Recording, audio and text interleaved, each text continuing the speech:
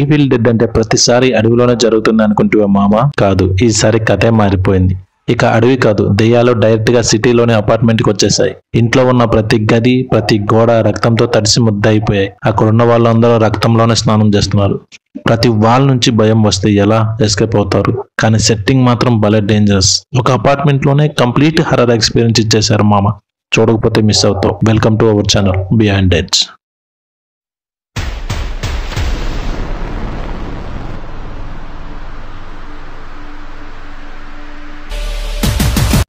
Movie start అవగానే ఒక ప్రశాంతమైన సరస్సు, ఎటు చూసినా ప్రకృతి అందాలు.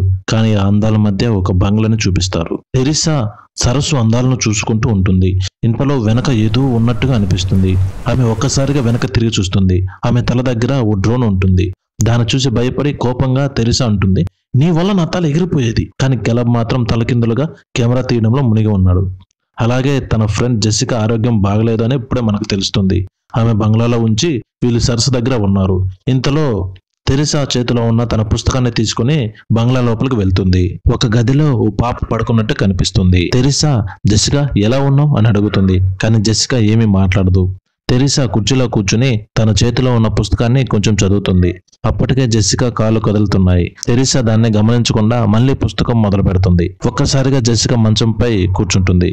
జెసికా పలికి మాటలు తెరిసా చేతిలో ఉన్న పుస్తకంలోనే ఉన్న పదాలు ఒకటే. తెరిసా భయంతో గట్టిగా ఆపు జెసికా అని అంటుంది. ఒక్కసారిగా జెసికా మంచం నుంచి నేలపై పడుతుంది. తెరిసా ఆమెను లేపడానికి వెళ్లే లోపే జెసికా కళ్ళు నలుపుగా మారి శరీరం అంతా రక్తంతో తడుస్తూ కోపంగా తెరిసా తలని లేపేస్తుంది. తర్వాత జెసికా సరస్సు దగ్గర డ్రోన్ ఎగరేస్తున్న కెలబ్ దగ్గరకు వెళ్తుంది. తన కళ్ళు నలుపుగా, నోటి చుట్టూ రక్తం, ఒకే మాట, ఇప్పుడు ఎవరు బ్రెయిన్ లెస్ మీట్ పప్పెట్ అని కెలబ్ తలని లేపేస్తుంది. ఇక్కడే టైటిల్ పడుతుంది. మరో ప్రదేశాన్ని చూపిస్తారు. అక్కడ ఇంకొక ఫ్యామిలీ ఉంటుంది. అదే రోజు రాత్రి ఎల్లి తన చెల్లెలు ఇంటికి వస్తుంది. పిల్లలందరూ డైనింగ్ హాల్లో కూర్చుని ఉన్నారు. చలాకీగా మాట్లాడుకుంటూ గడుపుతున్నారు. ఆ పిల్లల్లో ఒక పాప ఆసక్తిగా అడుగుతుంది, గోస్ట్ ఉందా అని. బెత్ నవ్వుతూ సమాధానమిస్తుంది, దెయ్యాలు అసలు ఈ భూమి మీదే ఉండవు. ఇంతలో ఎల్లి బెత్ వైపు అనుకుంటుంది.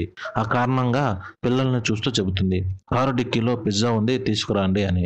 పిల్లలు పరిగెత్తుకుంటూ గ్రౌండ్ ఫ్లోర్కి వెళ్తారు. పిల్లలు పిజ్జా తీస్తూ ఉండగా ఒక్కసారిగా భూమి కంపించడం మొదలవుతుంది. ఇల్లంతా ఒరిగిపోతుంది. గోడలు కంపిస్తాయి. పిల్లలు ఉన్న ప్రదేశంలో నేల చీలి ఒక పెద్ద హోల్ ఏర్పడుతుంది. అందరూ భయంతో చూస్తూ ఉంటారు. డానీ అనే పర్సన్ ఆ హోల్ దగ్గరికి వెళ్ళి చూడగా లోపల ఒక రూమ్ లాగా కనిపిస్తుంది. డానీ ఆ లోపలికి వెళ్తాడు. అక్కడ మొత్తం చీకటిగా ఉంటుంది. ఒక బాక్స్ కనబడుతుంది.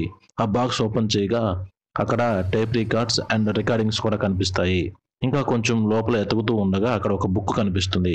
ఆ బుక్ తీసుకుని ఇంటికి వచ్చి ఆ బుక్ ఓపెన్ చేయడానికి ట్రై చేస్తాడు. డానీ ఆ పుస్తకాన్ని తెరవాలనే ప్రయత్నిస్తాడు. కానీ పుస్తకంలో ఓ స్ట్రేంజ్ లాక్ ఉంటుంది. ఆ లాక్ ను తాకగానే పుస్తకం మీద రక్తపు కొన్ని చుక్కలు పడతాయి. ఆ చుక్కలతో ఆ లాక్ తనంతటా తానే ఓపెన్ అవుతుంది.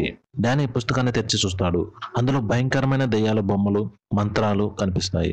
అవన్నీ చూసి పక్కన ఉన్న డానీ తమ్ముడు భయంతో పుస్తకాన్ని మూసి పారిపోతాడు. కానీ డానీ మాత్రం ఆ బుక్ లో ఏదో ఉంది, ఓ రహస్యం ఉంది అనే భావనతో పుస్తకాన్ని మళ్ళీ తెరిచి చూస్తాడు. డానీ రికార్డర్ ఆన్ చేస్తాడు. ఆ టేప్ లో వినిపించే మాటలు గంభీరంగా గుండెల్నే పిండేసే విధంగా ఉంటాయి. అవి సాధారణ మాటలు కావు. వింతైన భాషలో దెయ్యాలను మేల్కొల్పే శబ్దంలో అనిపిస్తాయి. డానీ భయంతో టేప్ను ఆపడానికి ప్రయత్నిస్తాడు. కానీ అది ఆగదు. ఆ మాటలు ఆగకుండా స్పీకర్ నుంచి ప్రసారం అవుతూనే ఉంటాయి. ఇంతలో ఎల్లి తన బట్టలు ఆరేయడానికి టెర్రస్ కి వెళ్లేందుకు లిఫ్ట్ లోకి ప్రవేశిస్తుంది. ఆమెకిది కామన్. కానీ ఈసారి పరిస్థితులు వేరే లెవెల్లో ఉంటుంది. ఇంట్లో ఒక్కసారిగా శబ్దాలు వినిపించడం ప్రారంభమవుతాయి. గదుల మధ్య వింత గాలి ప్రవాహంలా ఏదో వస్తుందనిపిస్తుంది. డానీ ఆ శబ్దం విని వెనక్కి తిరిగి చూస్తాడు. టేప్ ఆడియో పూర్తిగా ప్లే అయిన వెంటనే అది ఒక్కసారిగా కాలిపోతుంది. ఆ క్షణానికి లిఫ్ట్ డోర్ తెరుచుకుంటుంది. అక్కడ ఒక ఘోరమైన దెయ్యం ఎల్లి మీద దూకుతుంది. ఆమెను లిఫ్ట్ లోపల ఉన్న వైర్లతో బలవంతంగా కట్టేస్తుంది. వైర్లు చుట్టుముట్టుతూ ఆమెను కదలకుండా చేస్తాయి. ఆమె గట్టిగా అరుస్తుంది, కానీ ఎవరూ వినరు. ఎంతసేపటికి ఎల్లి రాకపోయేసరికి పిల్లలు మరియు బెత్ ఇంటి మొత్తం చుట్టూ వెతుకుతూ అక్క ఎక్కడున్నావు అని పిలుస్తూ కంగారుగా తిరుగుతుంటారు. అక్కడ నుండే అంధకారం ప్రారంభమవుతుంది. ఎల్లి బలహీనంగా ఇంట్లోకి వస్తూ ఉంటుంది. అందరూ గమనిస్తారు. పిల్లలు మమ్మీ అని పిలుస్తారు. కానీ ఏమీ పలకకుండా కిచెన్ రూమ్లోకి వెళ్ళి ఎగ్స్ ఆమ్లెట్ వేస్తూ, ఈరోజు నాకు ఒక డ్రీమ్ వచ్చింది. ఆ డ్రీమ్లో మనందరం కలిసి ఒక అడవిలో కూర్చున్నాం. చుట్టూ ప్రశాంతమైన గాలి, పక్షులు స్వీట్ గా పాడుతూ ఉన్నాయి. అదే సరైన సమయం మిమ్మల్ని అందరినీ చంపేయడానికి అంటూ గట్టిగా నవ్వుతూ ఉంటుంది. మిమ్మల్ని అందరినీ చంపేస్తే అప్పుడు మనందరం కలిసి ఒక ఫ్యామిలీ లాగా ఉండొచ్చు అని చెప్పి మళ్ళీ గట్టిగా నవ్వుతుంది.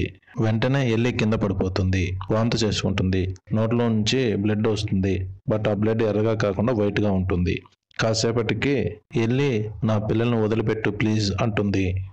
అలా పడిపోయిన ఎల్లిని డానీ అండ్ బెత్ హాస్పిటల్కి తీసుకెళ్ళడానికి బయటకు వస్తారు. అక్కడ చూస్తే లిఫ్ట్ పనిచేయట్లేదు. సో స్టెప్స్ ద్వారా వెళ్ళాలని చూస్తారు. కానీ అక్కడ స్టెప్స్ భూకంపం వచ్చి స్టెప్స్ అంతా నాశనం అయిపోయి ఉంటాయి. ఇంకేం చేసేది లేక ఎల్లిని బెడ్రూమ్కి తీసుకెళ్లి బెడ్ మీద పండేస్తారు. అందరూ చనిపోయింది అనుకుంటారు. సడన్ గా బెత్ ఫోన్ లో ఎల్లి వాయిస్ వినిపిస్తుంది. నాకు చాలా వేడిగా ఉంది, ఏం చేయాలో తెలియట్లేదు అని. వెంటనే బెడ్ మీద నుంచి ఎల్లి లేస్తుంది. బాత్ టబ్ లో వేస్తారు. గట్టిగా అరుస్తూ ఉంటుంది. ఒక్కసారిగా ఎల్లి పైకి లేచి గోడకు అతుక్కుంటుంది. తర్వాత వాళ్ళను చంపడానికి ముందుకు వస్తూ ఉంటుంది. అప్పుడే ఎల్లి మిర్రర్ ముక్కతో బెత్తిని పొడుస్తుంది. అదే టైంకి వెనక నుంచి వచ్చిన ఎల్లి కూతురు బ్రిడ్జ్ తనని కాపాడడానికి వస్తుంది. ఎల్లి బెత్తిని వదిలేసి బ్రిడ్జ్ని తరుముకుంటూ ఒక చోటన పట్టుకొని తన ఫేస్ మీద కిస్ చేస్తుంది. అందరూ పక్క రూమ్లోకి వెళ్ళి గడియేసుకుంటారు. ఎల్లి ఉండే రూమ్ని గడియేసి తాళ్ళతో కట్టేస్తారు. ఎల్లి మాత్రం తన తలని డోర్కి గుద్దుకుంటూ ఉంటుంది. అదే సమయంలో ఎల్లి బయట ఫ్లోర్ లో ఎవరు వచ్చినా వాళ్ళని చంపేస్తూ ఉంటుంది. అది చూసిన బెత్ భయంతో కిటికీ దగ్గరికి వచ్చి బయట దారిన వెళ్లే వాళ్ళని అందరిని పిలుస్తూ ఉంటుంది హెల్ప్ హెల్ప్ అని. కానీ ఎవరికి వినిపించదు. అదే టైంలో అర్థమవుతుంది బెల్లీ ప్రెగ్నెంట్ అని. అదే టైంకి బ్రిడ్జ్ డానీని అడుగుతుంది. ఆ బుక్ తేకపోయి ఉంటే ఈరోజు ఈ పరిస్థితి వచ్చేది కాదు అని చెప్పి గొడవ పడుతూ ఉంటుంది. బెత్ వచ్చి వాళ్ళని సర్ది చెబుతుంది. బ్రిడ్జెట్ చెంపపై ఎల్లి పెట్టిన ఒక చిన్న ముద్దు, ఆ చిన్న ముద్దు తగిలిన చోట ఒక చిన్న గాయం ఏర్పడుతుంది. ఆ గాయం కొన్ని నిమిషాల్లోనే పెద్దదవుతుంది. రెడ్ గా మారి చుట్టూ చర్మం నల్లగా మెరుస్తుంది. డానీ ఇది సాధారణం కాదని గ్రహించి నీకోటి చూపిస్తా బెత్ అంటూ ఆమెను తన గదిలోకి తీసుకెళ్తాడు. రికార్డరు 2 బెడ్ పైన ఉండగా వాటిని బెత్కి చూపిస్తూ ఉంటాడు. ఆ సమయంలో ఒక్కసారిగా ఒక గట్టిగా శబ్దం వినిపిస్తుంది. ఏదో వస్తువు పడినట్టు ఉంది. ఏం శబ్దం అది అంటూ బెత్ బయటికి పరిగెడుతుంది. బయటకు వచ్చి చూసేసరికి బ్రిడ్జెట్ అద్దాన్ని తినేస్తూ కనిపిస్తుంది. ఆమె కళ్ళు ఎరిపెక్కిపోయి ముఖం పూర్తిగా మారిపోయింది. ఒక శరీరం కాదు, అది ఒక దెయ్యం. బెత్ షాక్ అయ్యి అడుగుతుంది, బెత్ నువ్వేనా ఇది? బ్రిడ్జెట్ ఒక్కసారిగా బెత్ మీదకి దూకుతుంది. అంతే, అక్కడ ఒక గొడవ మొదలవుతుంది. ఆ గొడవలో బ్రిడ్జెట్ ఒక్కసారిగా జారి పడిపోతుంది. డానీ బెత్ కలిసి ఒక పెద్ద క్లాత్ తో ఆమెను కట్టేసి ఒక గదిలోకి తీసుకెళ్లి లోపల వేస్తారు. తలుపులు మూసేస్తారు. అందరి ముఖాల్లో ఒకటే ప్రశ్న, అసలు ఏం జరుగుతుంది? డానీ అంటాడు, ఆ రికార్డింగ్ ప్లే చేసినప్పుడు అందులో ఉండే వర్డ్స్ వచ్చినప్పుడు ఇలా జరుగుతుంది. నాకు తెలిసి అది ప్లే చేస్తే ఇదంతా ఆపడానికి కూడా ఏదో ఒక దారి దొరుకుతుంది. బట్ పవర్ లేదు అని అంటాడు. ఐ కెన్ ఫిక్స్ ఇట్ అని బెత్ అంటుంది. వెంటనే అన్నిటిని రిపేర్ చేస్తుంది. బెత్ ఆ రికార్డర్ లో ఉన్న మ్యాటర్ ని హెడ్సెట్ పెట్టుకుని వింటూ ఉంటుంది. బెత్ వెనకాల పైన గోడకి ఎల్లి పాకుతూ వస్తుంటుంది. అదే టైంలో బ్రిడ్జెట్ డానీని అటాక్ చేస్తుంది. అప్పుడు బ్రిడ్జెట్ అంటుంది, నేను అప్పుడే చెప్పాను ఆ బుక్ ఎక్కడి నుంచి తెచ్చావో అక్కడే పెట్టాయి అని, విన్నావా అని డానీని చంపుతుండగా డానీ బ్రిడ్జెట్ కి నిప్పు అంటిస్తాడు. బ్రిడ్జెట్ అక్కడే పడిపోతుంది. బెత్ ఆ రికార్డింగ్ వింటుంది. ఆ ఆడియోలో శబ్దాలు భయపెడుతున్నట్టుగా ఉంటాయి. ఆ సమయంలో ఎల్లి ఆమె వెనక ఊహించిన విధంగా నిలబడుతుంది. బెత్ అది గమనించి వెనక్కి తిరిగి భయంతో షాక్ అవుతుంది. వెంటనే ఎల్లి బెత్ కి ఒక్క పిడికిల్ గుద్దితో బలంగా కొడుతుంది. నేలపై పడి జారుకుంటూ హాల్లోకి వెళ్తుంది. ఇక్కడ డానీ కూడా గాయాలతో రక్తం కారుతూ పడి ఉంటాడు. ఎల్లి మళ్ళీ అటాక్ చేస్తుంది. బెత్ కి బెడ్ కింద ఉన్న యాసి ఓ సిజర్ ని ఇస్తుంది. బెత్ ఆ సిజర్ తో ఎల్లిని గాయపరిచి ఆమెను పడగొట్టి ఫ్లాట్ బయటకు వెళ్తారు. అక్కడ లిఫ్ట్ డోర్ క్లోజ్ అవడం లేదు. అంతలోనే ఎల్లి మళ్ళీ అటాక్ చేయడానికి వస్తుంది. బెత్ తన దగ్గర ఉన్న గన్ తో ఎల్లిని షూట్ చేస్తుంది. ఎల్లీకి కాలుపై బుల్లెట్ తగిలి పడిపోతుంది. ఆ సమయంలో ఆ ఫ్లాట్ లో చనిపోయిన వాళ్ళందరూ దయ్యాలుగా మారి అటాక్ చేస్తారు.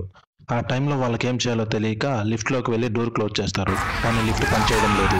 అంతలోనే దయ్యాలు బెత్ మీదకు వస్తాయి. ఆ సమయంలోకి రక్తం వచ్చేస్తుంది. ఆ రక్తం వల్ల లిఫ్ట్ మొత్తం మునిగిపోతుంది. అదే టైంలో కొంతమంది దయ్యాలు లిఫ్ట్ పైన నుంచి హోల్డ్ చేసుకుంటూ లోపలికి వస్తారు. లిఫ్ట్ ఓవర్ వెయిట్ కావడంతో అది ఒకేసారి కింద పడిపోతుంది. బెత్ మరియు క్యాసీ అక్కడ నుంచి బయటపడి కార్ పార్కింగ్ ప్లేస్ కు వస్తారు. అక్కడ వాళ్ళ కార్ స్టార్ట్ అవడం లేదు. అంతలోనే దయ్యాలు మీదకు వస్తాయి. ఆ సమయంలో అక్కడున్న చెట్లు కోసేందుకు ఉన్న ర్యాంప్ తో వాళ్ళనంతా ఒకసారిగా చంపేస్తుంది బెత్. దాంతో అక్కడ నుంచి బెత్ మరియు క్యాసీ బయటపడతారు. సీన్ కట్ చేస్తే అదే రోజు రాత్రి ఒక అమ్మాయి అదే అపార్ట్మెంట్ నుంచి ఫోన్ మాట్లాడుకుంటూ పార్కింగ్ ప్లేస్ కు వస్తుంది.